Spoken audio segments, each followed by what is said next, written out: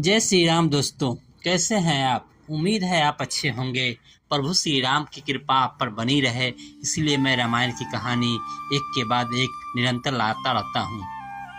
दोस्तों, पिछले कहानी में मैंने सुनाया था प्रभु श्री राम और सुग्रीव की मित्रता के बारे में। उसके बाद की कहानी आज मैं लेके आया हूँ। कृपया ध्यान से सुनिएगा, आपको अच्छा लगेगा। राम, लक्ष्मण एवं पूरी वानर सेना बाली की राजधानी किष्किंधापुरी में गए। वहां पहुंचकर राम एक गहन वन में ठहर गए और सुग्रीव से कहा, तुम बाली को युद्ध के लिए ललकारो और निर्भय होकर युद्ध करो।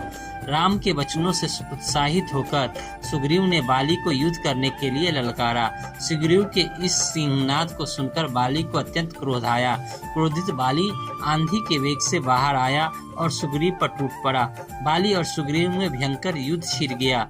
उन्मत्त हुए दोनों भाई एक दूसरे पर घूंसों और लातों से प्रहार करने लगे। श्री रामचंद्र जी ने बाली को मारने के लिए अपना धनुष संभाला, परंतु दोनों का आकार एवं आकृति के समान होने वाले दोनों का आकार एवं आकृति एक समान होने के कारण वे सुग्रीव और बाली में भेद न कर सके। इसलिए उन्होंने बाण छोड़ना स्थगित कर दिया। बाली को मार न सह सकने के कारण सुग्रीव ऋषिमुख पर्वत की ओर भागा। राम, लक्ष्मण तथा अन्य वानरों के साथ सुग्रीव के पास पहुंचे। राम को सम्मुख पाकर उसने उल्हाना देते हुए कहा, मुझे युद्ध के लिए भेजकर आप पिटने का तमाशा देखते रहे। बताइए, आपने ऐसा क्यों किया? यदि आपको मेरी सहायता नहीं करनी थी तो मुझसे पहले ही स्पष्ट कह देना चाहिए था कि मैं बाली को नहीं मारूंगा। मैं उसके पास जाता ही नहीं। सुग्रीव के क्रुद्ध शब्द सुनकर रामचंद्र ने बड़ी नम्रता से कहा, सुग्रीव, क्रोध को त्याग दो और मेरी बात सुनो। तुम दोनों भाई रंग, रूप, आकार, गति एवं आकृतियों में एक समान हो। अतः मैं तुम दोनों में अंतर नहीं कर सका और मैंने अपना बाण नहीं छोड़ा। यदि मेरा बाण बाली को लगने के स्थान पर तुम्हें लग जाता तो मैं जीवन भर किसी को मुख दिखाने के लायक नहीं रहता। वानरेश्वर, अपनी पहचान के लिए तुम कोई चिन्ह धारण कर लो जिससे मैं तुम्हें पहचान लूं और फिर से युद्ध के लिए जाओ। इतना कहकर लक्ष्मण से बोले, हे लक्ष्मण, यह उत्तम लक्षणों से युक्त गज पुष्पी लता फूल रहे हैं, इसे उखाड़कर महामना सुग्रीव के गले में पहना दो। लक्ष्मण ने वैसा ही किया और सुग्रीव फिर से युद्ध करने चला। इस बार सुग्रीव ने दूने उत्साह से सिंहनाद करते हुए घोर गर्जना की, जिसे सुनकर बाली आंधी की वेग से बाहर की ओर दौड़ने लगा और उद्धत होकर, किंतु उसकी पत्नी तारा ने भयभीत होकर बाली को रोकते हुए कहा, हे वीर श्रेष्ठ, अभी आपका युद्ध के लिए जाना श्रेष्ठ नहीं है। सुग्रीव एक बार मार खाकर भाग जाने के पश्चात फिर युद्ध करने के लिए लौटा है। इससे मेरे मन में शंका उत्पन्न हो रही है। ऐसा प्रतीत होता है कि उसे कोई प्रबल सहायक मिल गया है और वह उसी के बल पर आपको ललकार रहा है। मुझे कुमार अंगद से सूचना मिल चुकी है कि अयोध्या के अजय राजकुमारों राम और लक्ष्मण के साथ उसकी मैत्री हो गई है।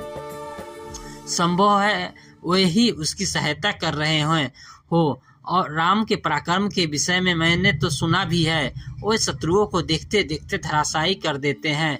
यदि वे स्वयं सुग्रीव की सहायता कर रहे हैं तो उनसे लड़कर अपना जीवित रहना कठिन है। इसलिए उचित यही है कि इस अवसर पर आप बैर छोड़कर सुग्रीव से मित्रता कर लीजिए, उसे युवराज पद दे दीजिए।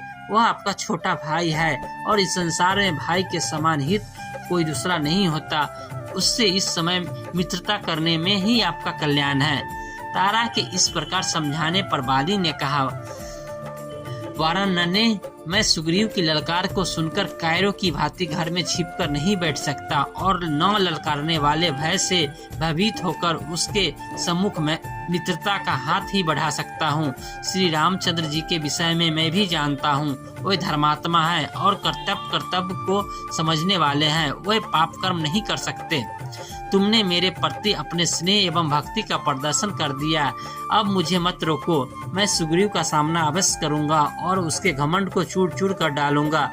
युद्ध में मैं उसे विजय प्राप्त करूंगा, अगर उसके प्राण नहीं लूंगा। यह कहकर बाली सुग्रीव के पास पहुंचकर उससे युद्ध करने लगा। दोनों एक दूसरे पर घूंसों और लातों से प्रहार करने लगे। जब राम ने देखा कि सुग्रीव की शक्ति छीन होते जा रही है तो उन्होंने एक विषधर सांप की भांति बाण को छोड़ धनुष पर चढ़ाकर बाली के लक्ष्य करके छोड़ दिया। टंकार ध्वनि के साथ वह बाण बाली के वक्ष में जाकर गिरा, जिससे वह बेसुध होकर पृथ्वी पर गिर पड़ा। इस तरह बाली का वध हो गया। इसके आगे की कहानी राम और बाली में जो वार्तालाप होता है वो मैं आपको कल सुनाऊंगा। कृपया इंतजार करिएगा। प्रभु श्री राम की कृपा आप पर हमेशा के लिए बनी रहेगी, ये मेरी मनोकामना है। धन्यवाद। जय श्री राम।